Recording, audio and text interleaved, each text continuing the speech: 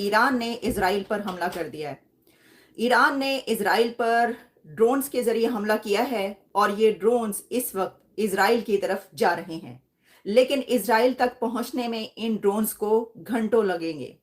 अभी घंटों के बाद आप तक खबर पहुंचेगी कि इजराइल ने इन ड्रोन्स का कैसे सामना किया है, क्या उनको इंटरसेप्ट किया गया है। लेकिन इजराइल इस वक्त पूरे तरीके से तैयार है। उसके तैयारे इजराइल के एयरक्राफ्ट इस वक्त हर जगह अपनी टेरिटरी के ऊपर उड़ते हुए नजर आ रहे हैं। फुटेजेस ऐसी आ रही हैं, लेकिन इससे भी ज्यादा खतरनाक खबर यह है कि सिर्फ ईरान ने ही इजराइल पर हमला नहीं किया, बल्कि यमन ने भी इजराइल पर हमला कर दिया है।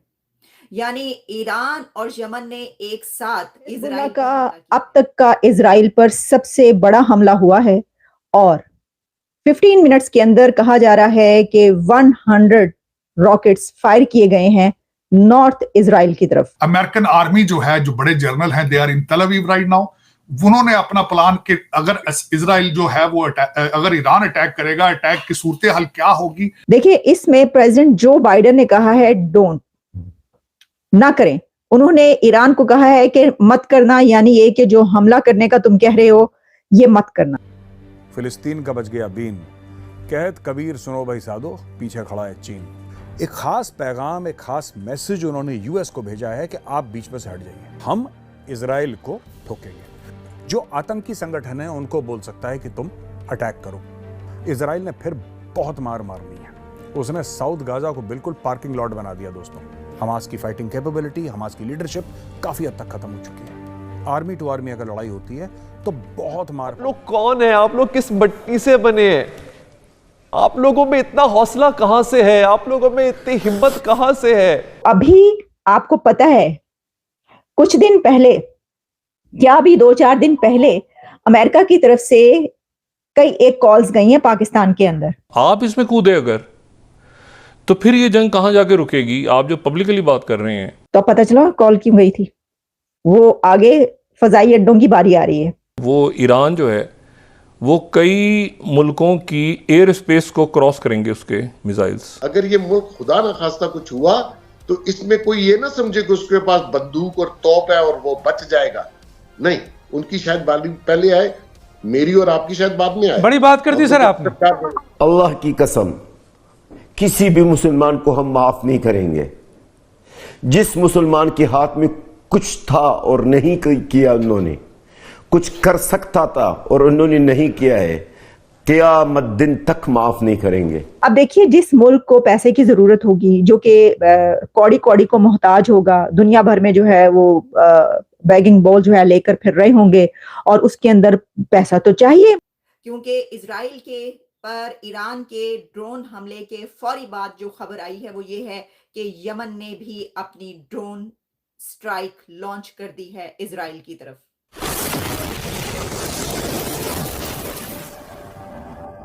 आपको जो हम बड़े खुशी से क्लेम करते हैं जनाब के हमारे जो एक्सपाट्राइट पाकिस्तानीज हैं वो जाके सऊदी अरब में और यूएई में दूसरे इदारों में काम करते हैं।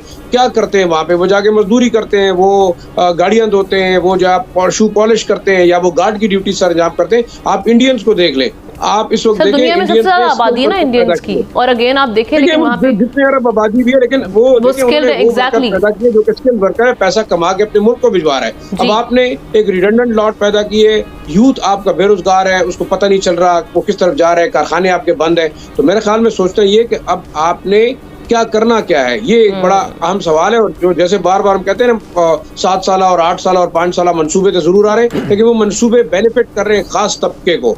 हिजबुल्लाह का अब तक का इजराइल पर सबसे बड़ा हमला हुआ है और 15 मिनट्स के अंदर कहा जा रहा है कि 100 रॉकेट्स फायर किए गए हैं नॉर्थ इजराइल की तरफ।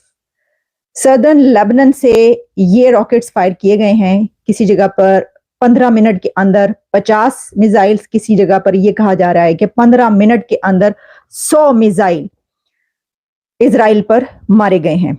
और ये रॉकेट्स गोलन हाइट्स पर फायर किए गए हैं और इसमें 15 मिनट के अंदर इतने मिसाइल्स, इतने रॉकेट्स का हिजबुल्लाह, जो कि ईरान की प्रॉक्सी है, ईरान का सपोर्टेड ग्रुप है और इस वक्त ईरान की बैक पर हिजबुल्लाह मौजूद है। इससे पहले भी हिजबुल्लाह ने हमला किया है इजराइल पर। पहले भी इस तरह की हमें डेवलपमेंट्स नजर आई हैं, लेकिन अब तक का ये सबसे बड़ा हमला कहा जा रहा है। इसकी फुटेजेस वायरल हो रही हैं, लेकिन सिर्फ यही नहीं हुआ, बल्कि इसके साथ कुछ और डेवलपमेंट्स भी हमारे सामने आ रही हैं, और उससे ये पता चलता है कि क्या ये जो लड़ाई इस वक्त हो रही है ये एक बड़ी जंग की तरफ जा सकती है। देखिए, इसमें प्रेसिडेंट जो बाइडेन ने कहा है डोंट, ना करें। उन्होंने ईरान को कहा है कि मत करना, यानी ये कि जो हमला करने का तुम कह रहे हो ये मत करना। और इसमें जो वॉरशिप्स हैं यूएस की तरफ से, उनकी डिप्लॉयमेंट अब ज्यादा हो रही है। Warships and military aircrafts deploy किए जा रहे हैं और उनकी तादाद बढ़ाई जा रही है। और इसी के साथ जो कुछ कंट्रीज हैं उन्होंने अपनी स्पेस, एयर स्पेस इस्तेमाल करने से इनकार किया है।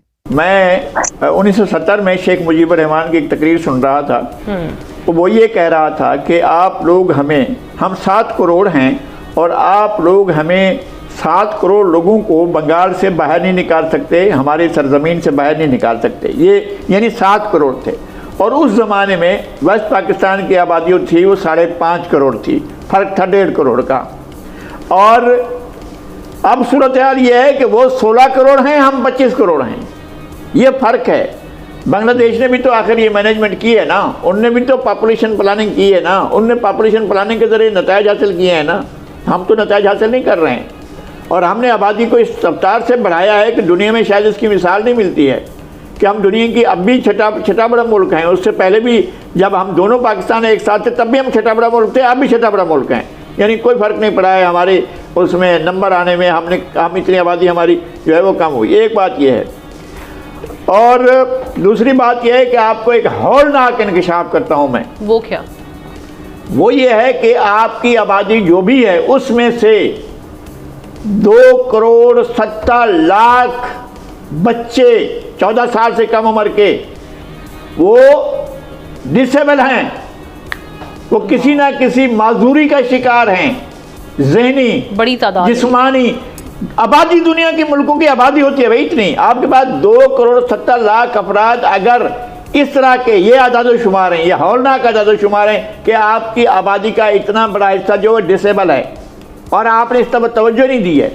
और ज़ाहिर शाह ये आपके शहर में बहुत बड़ा जो उनसर है वो आपके शहर में है और आपके सूबे में है।